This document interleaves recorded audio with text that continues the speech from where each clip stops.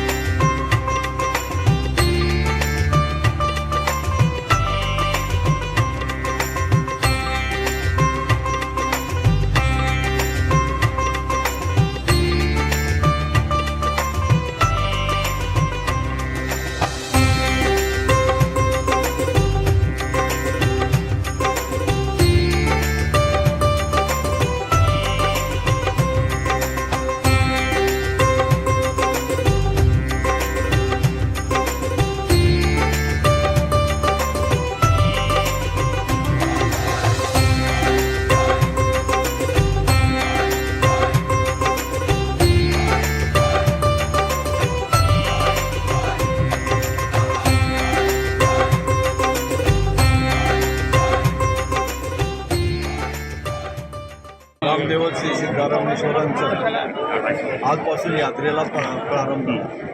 गेल्या 950 वर्षाची ही परंपरा आजपर्यंत सातत्यानं चालू आहे। या परंपरानुसार आजचा हा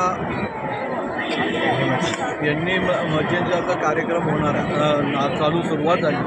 आज आपले सिद्धेश्वराचे मानकरी श्री अप्पुराया व देशमुख यांच्या दोघांच्याही पूजन आज नंदीपूर काढण्यात आलं। जवळपास 4 दिवस ही यात्रा चालू राहणार आहे।